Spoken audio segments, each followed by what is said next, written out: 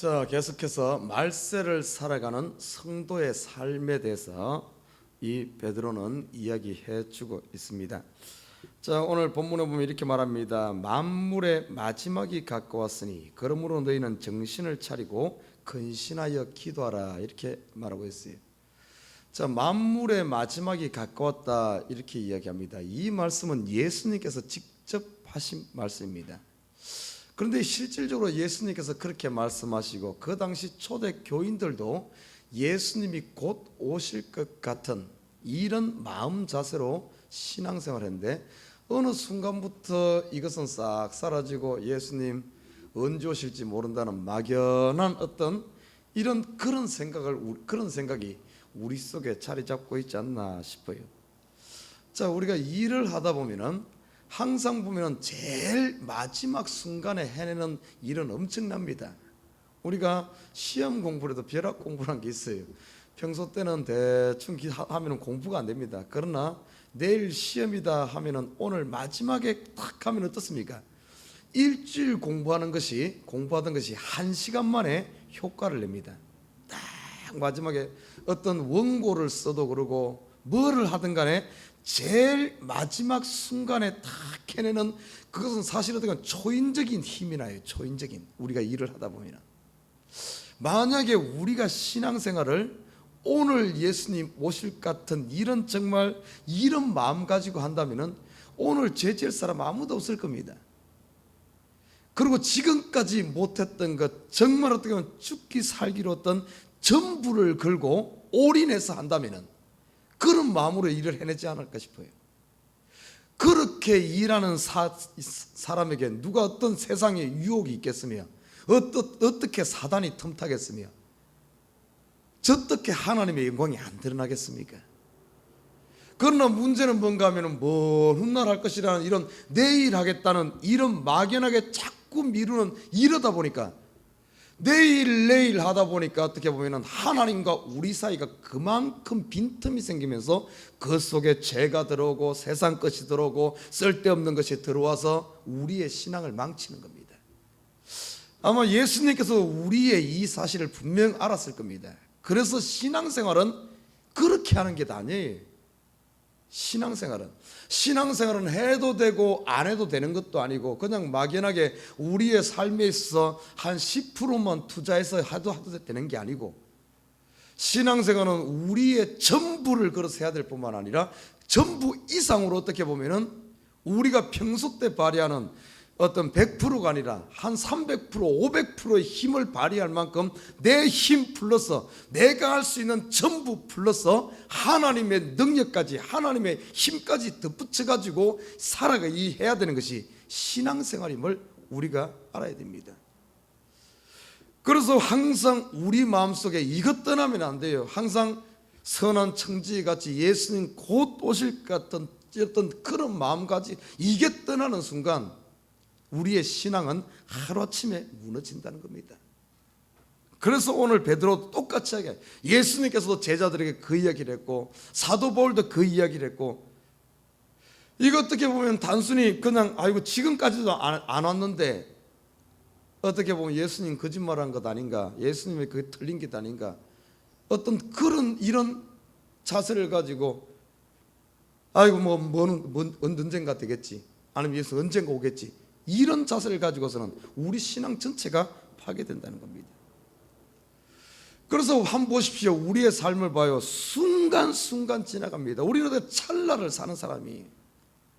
찰나를 사는 사람.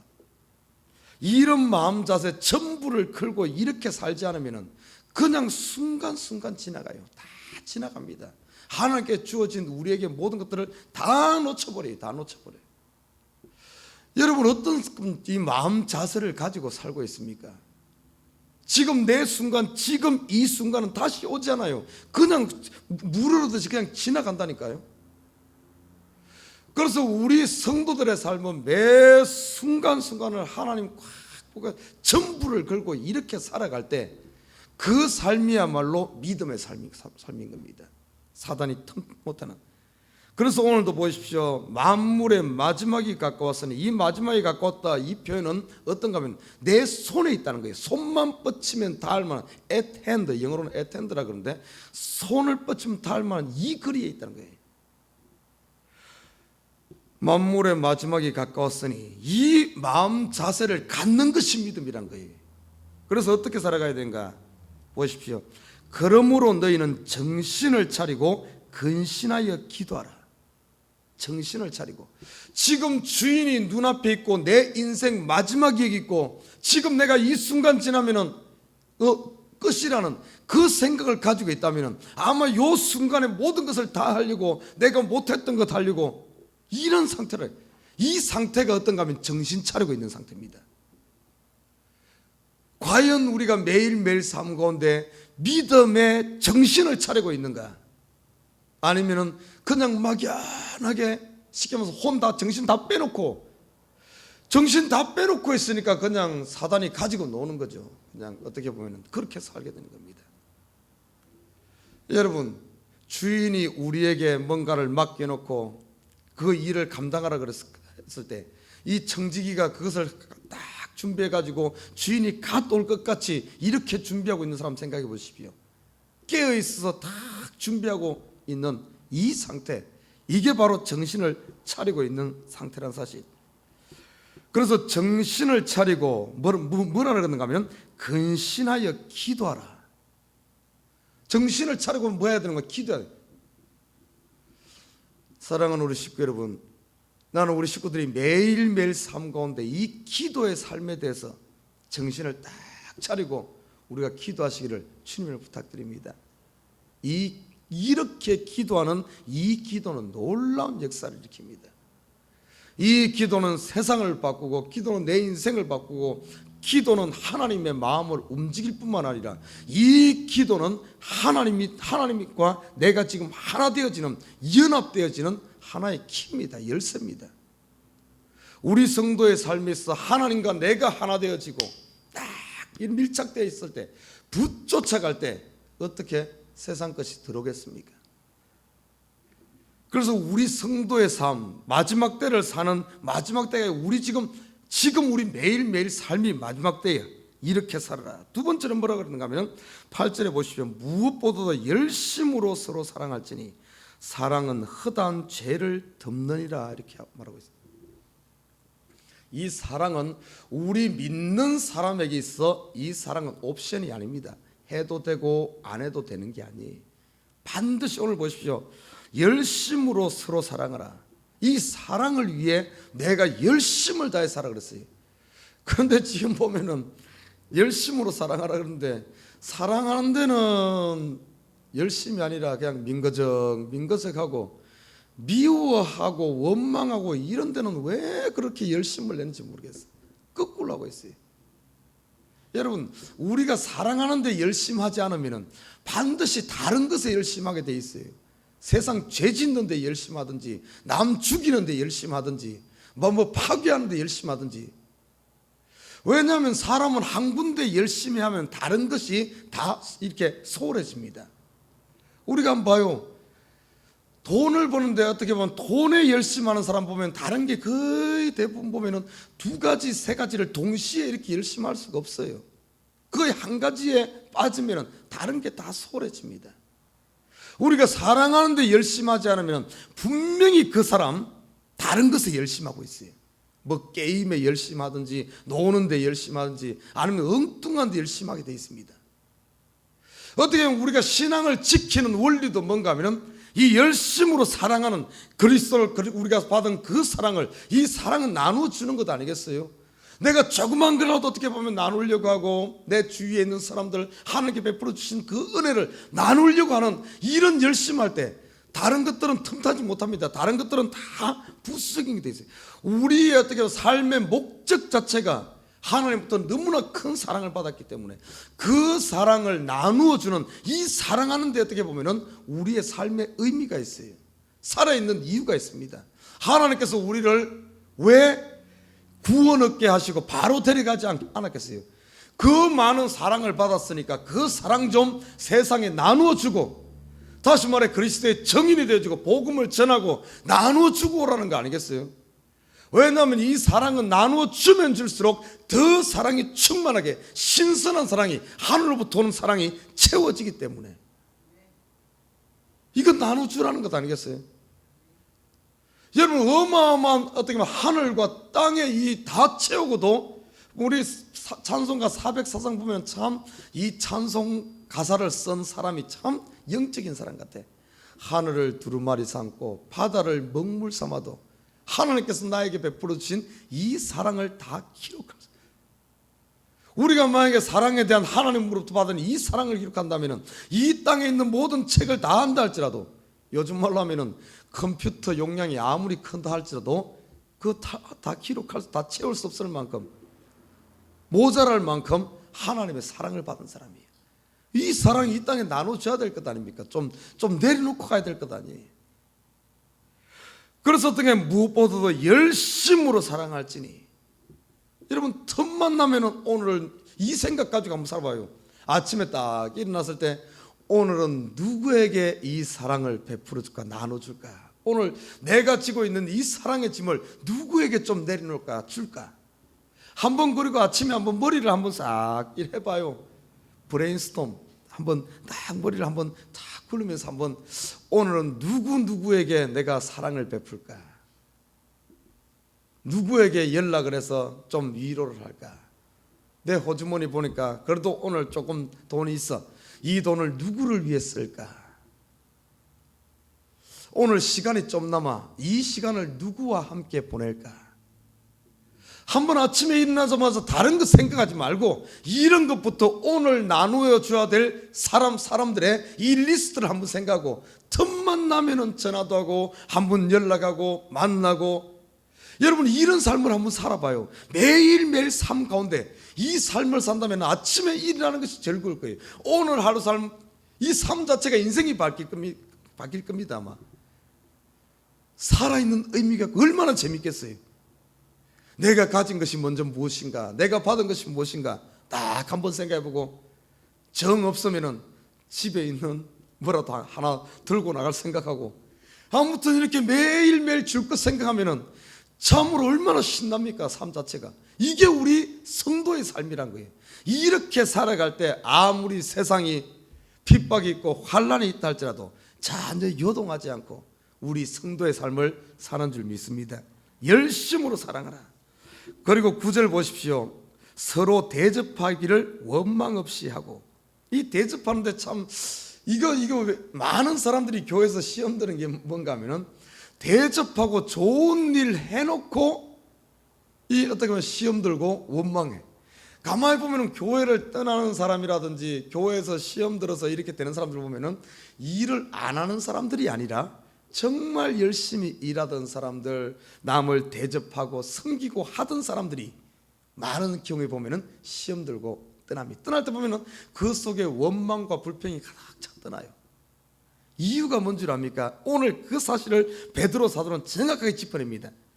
서로 대접하기를 원망 없이 하고. 이 말씀을 어떻게 하면은 왜 원망이 나온 줄 압니까? 원래 이 대접이란 것은 근본적인 게 뭔가 하면, 대접한다는 데 대해서는 받으려고 생각하고 대접하는 게 아닙니다. 이거는 대접이 아니에요. 이거는 거래하는 거지. 그러나 어느 순간 보면 우리 사람들 마음속에 뭔가 하면은 꼭 대접하면서 뭔가 받기를 바라는 어떤 상업적인, 내가 하나를 주면은 그걸 받고자 하는 이런 거래적인 것이 이 대접이란 이 말 속에, 이 속에 들어와 있어. 이것이 뭔가 하면 사단이 뿌려놓은 가라지입니다. 가라지가 우리 속에 싹 들어가지고, 대접할 때는 뭔가 받으려고 생각하고 대접하는 그 자체가 대접이 아닙니다. 그런데도 우리 속에 뭔가 받고자 하는, 줄 때는 꼭 받고자 하는 이런 마인드를 가지고 있으니까 대접하고 나면 칭찬 듣기를 바라고, 대접하고 나면 나중에 대접받기를 원하는데 그것이 되지 않으니까 원망이 나오는 겁니다.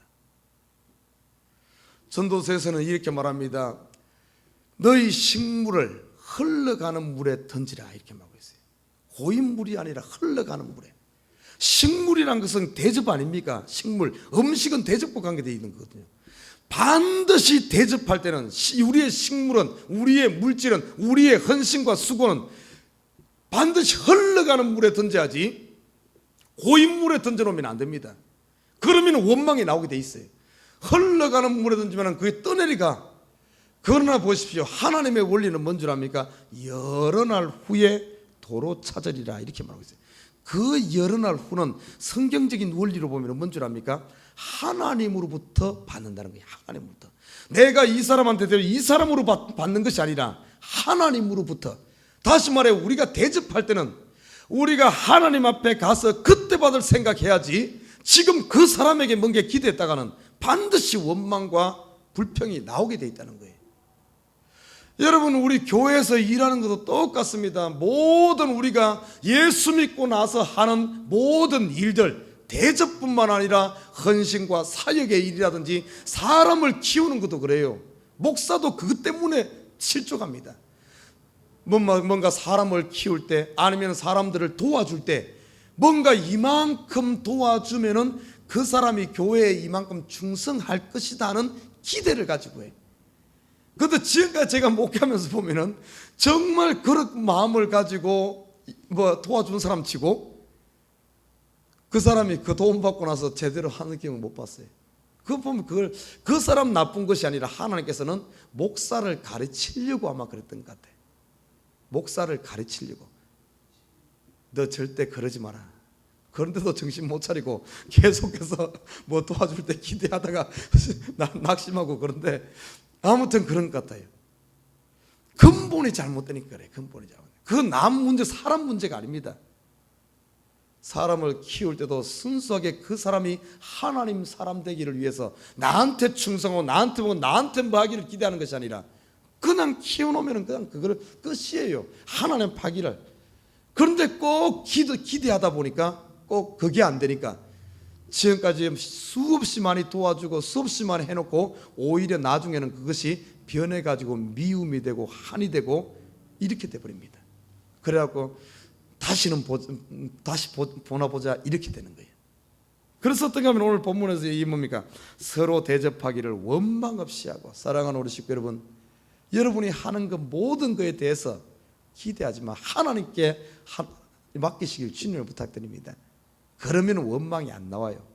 왜? 우리 속에는 그만큼 할 수 있는 하나님의 사랑을 받았기 때문에 아무리 줘도 우리가 다시 사람에게 받지 않아도 여러분, 우리 속에는 마르지 않는 샘물이 있는 줄 믿습니다. 하나님께서 채우시는 거예요. 그러고 보십시오.